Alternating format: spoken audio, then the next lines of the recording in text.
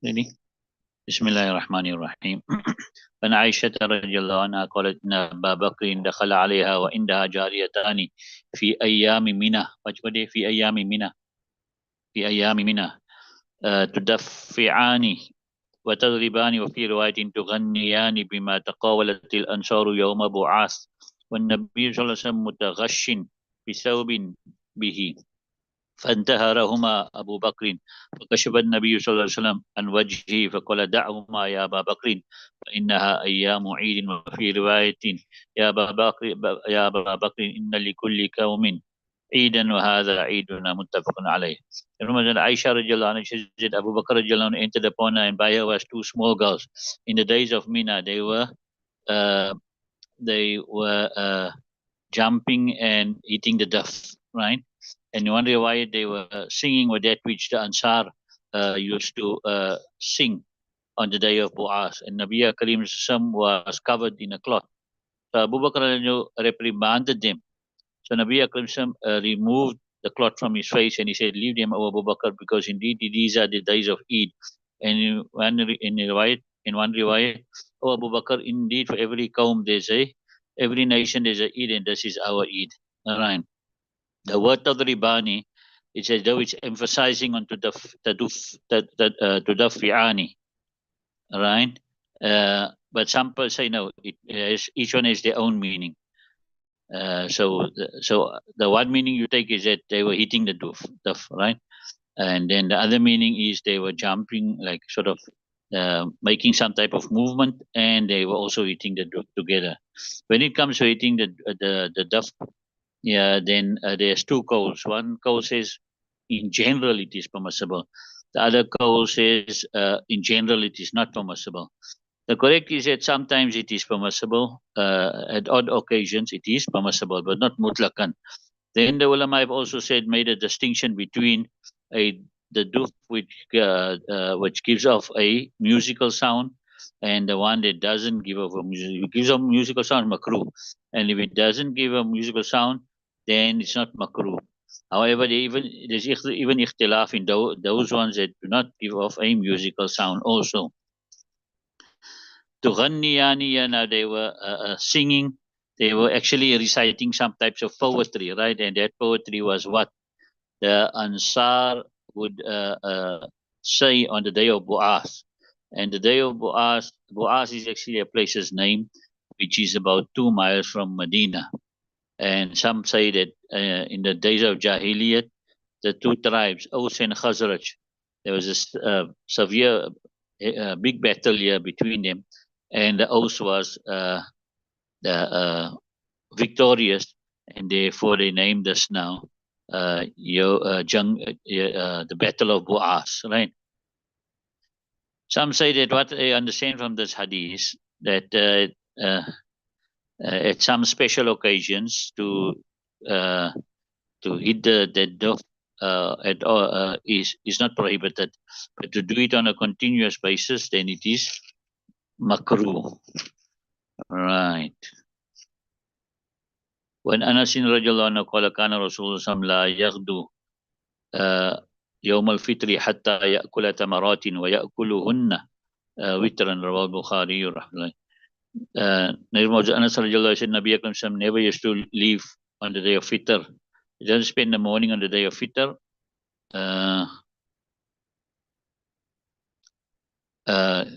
Yeah, so he doesn't leave for the Eid on the day of Fitr until he would eat some dates, and he would eat them in odd numbers.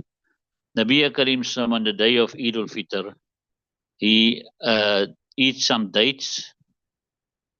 That is to show a distinction between this day and the days of Ramadan. Because in the days of Ramadan, it was not permissible to eat at that time.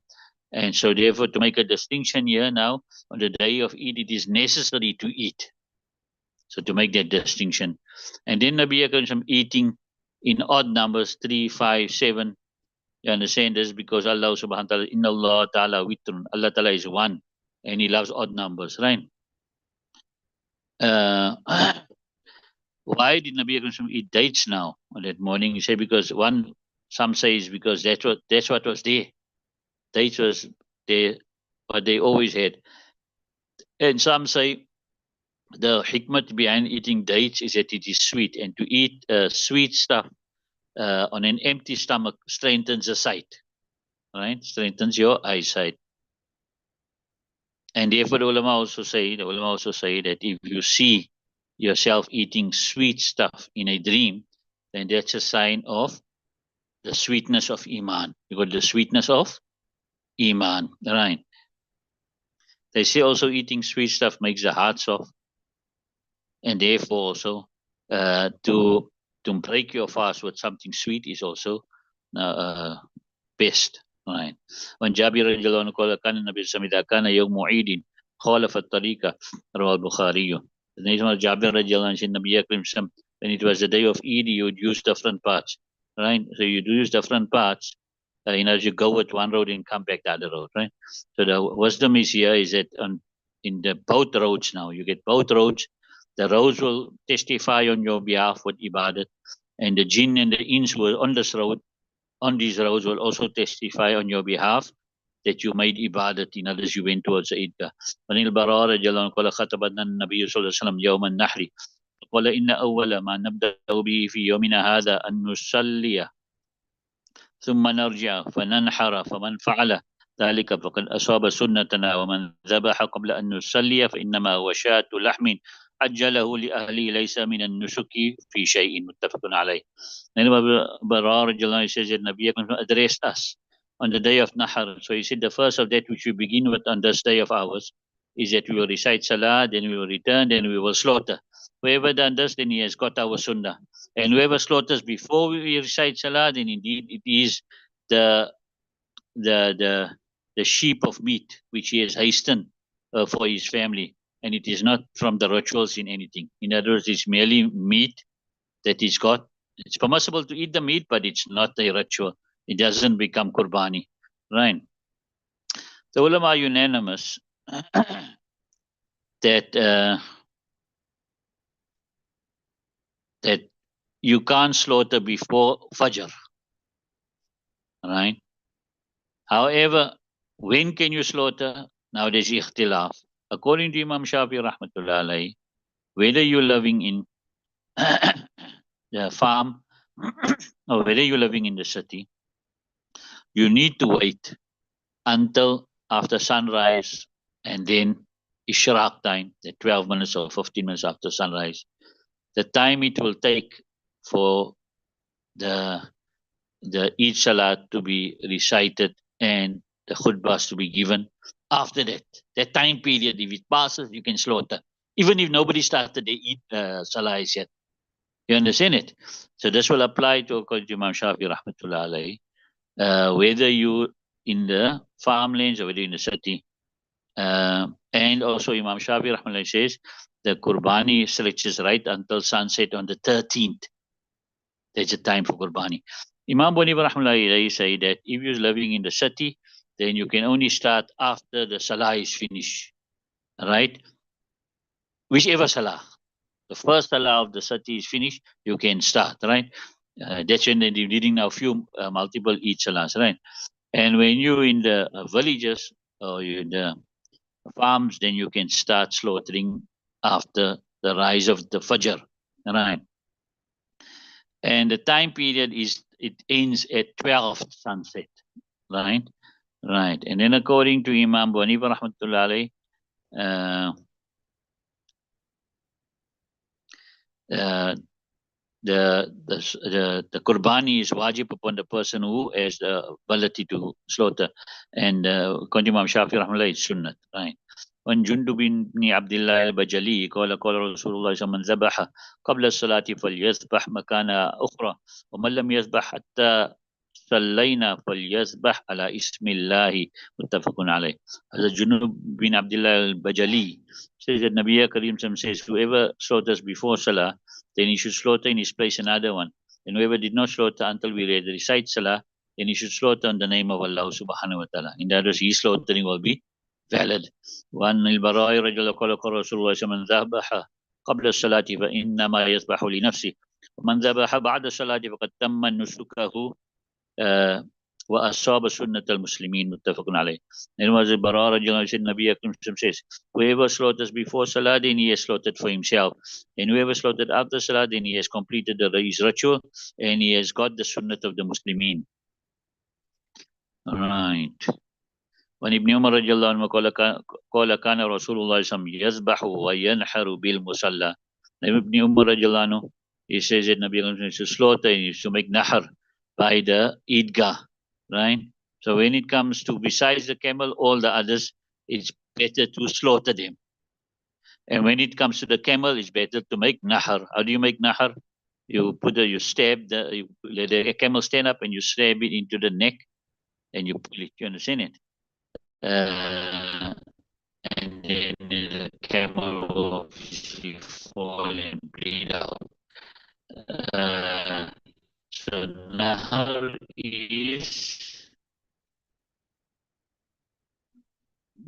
is better.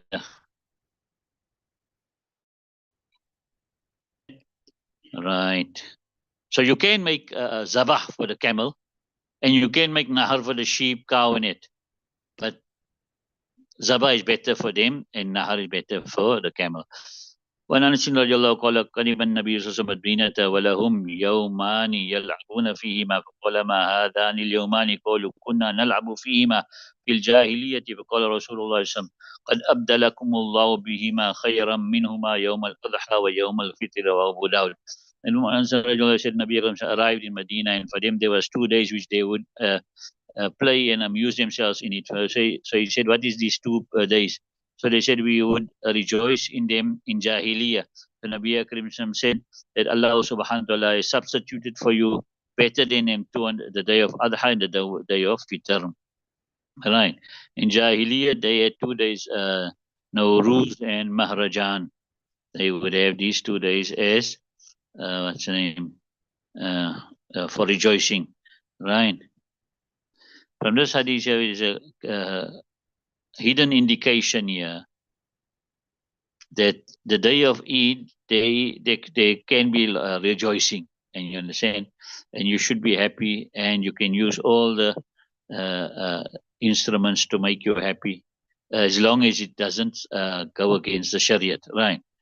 And this hadith also shows you that you got to completely oppose the mushrikeen and not show any respect to their sacred days, right? And therefore it is said that if a person now on their special days buys their special things, right,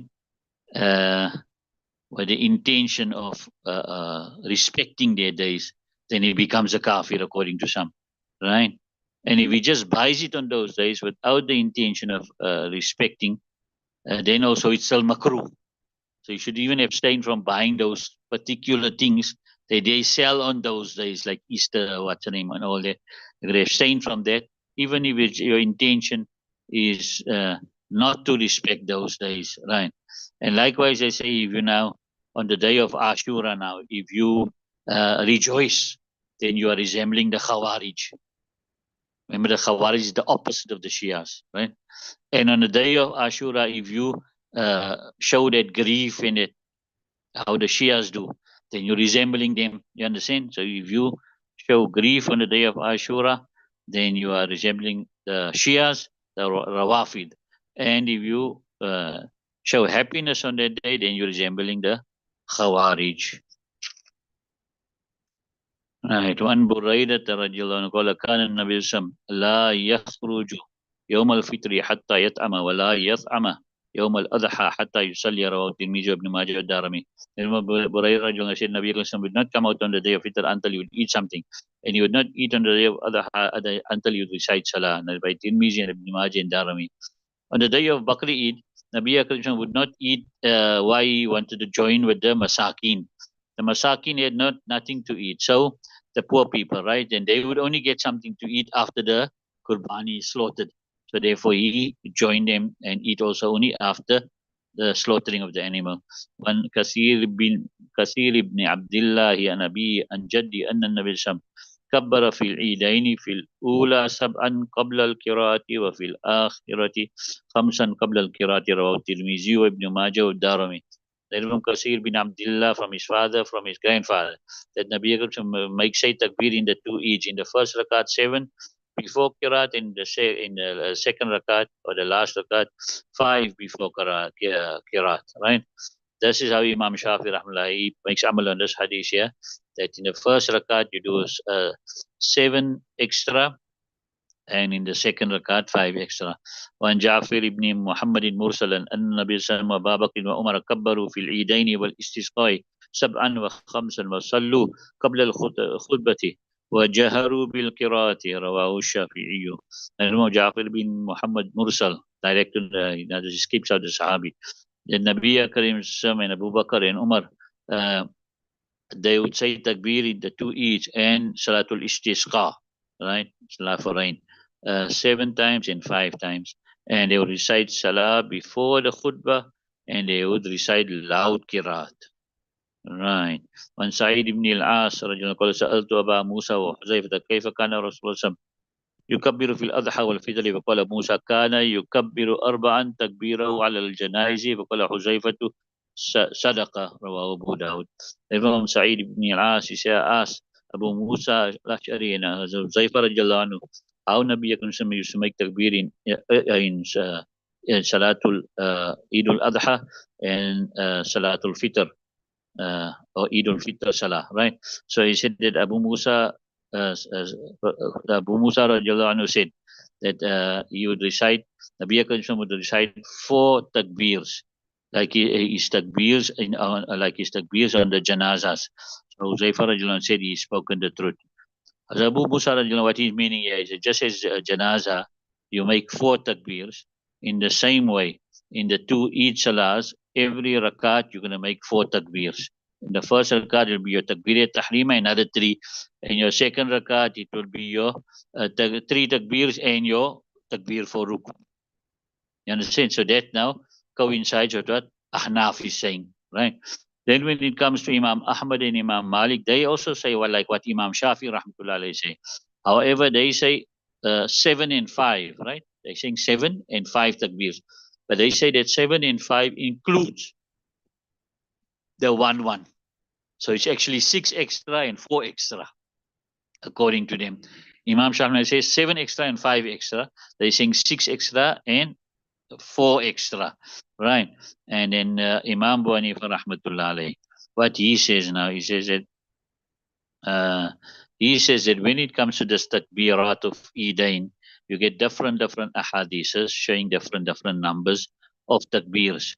So he says we go with aqal, with the least, because the takbirs in Eid and the takbirs in Eid, and just as Raf'idain in Salah, these are khilaf ma'mul. It is not normal. It is not what is normally practiced, right? So therefore, when it's now, we just stick with the least amount of takbirs that needs to be done, right?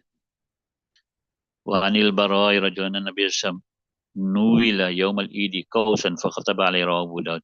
And for the Bara radiallahu anhu, said Nabi Akram was given on the day of Eid a bow, so he made khutbah upon it. He was reclining upon it, meaning just as Nabi Akram would incline on a asa, on a stick, on an asa, right? And given the khutbah, likewise he inclined, and he reclined sort of on, he took support on a bow. وعن عطاء مرسلا أن النبي صلى الله عليه وسلم كان إذا خطب يعتمد على عنزته اعتمادا. رواه الشافعي رحمة الله عليه. And he makes it mursal that Nabi Karim when he made khutbah, he would support himself on his small spear. He would support himself like that, right? Let's do one more. وعن جابر رضي الله عنه شهدت صلاة مع النبي صلى الله عليه وسلم في يوم عيد فبدأ بالصلاة قبل الخطبة بغير أذان ولا إقامة، فلما قضى الصلاة قام متكئا على بلال فحمد الله وأثنى عليه ووعظ الناس وذكرهم وحثهم على طاعته ومضى إلى النساء ومعه بلال فأمرهن بتقوى الله ووعظهن وذكرهن. رواه النسائي. Right. It's narrated from the Jabir al said, I witnessed Salah with Nabi Akram Sam on the day of Eid. So he began with Salah before the khutbah without azan and no iqamah. Then when he finished the Salah, he stood leaning on Bilal radiallahu anhu. Then he praised Allah and he glorified Allah and he advised the people and he reminded them and he encouraged them upon his obedience. And then he went to the women and with him was Bilal radiallahu anhu. So he ordered them with the taqwa of Allah subhanahu wa ta'ala and he advised them and he reminded them. Rawahu Nasa'i. Right. I leave it myself.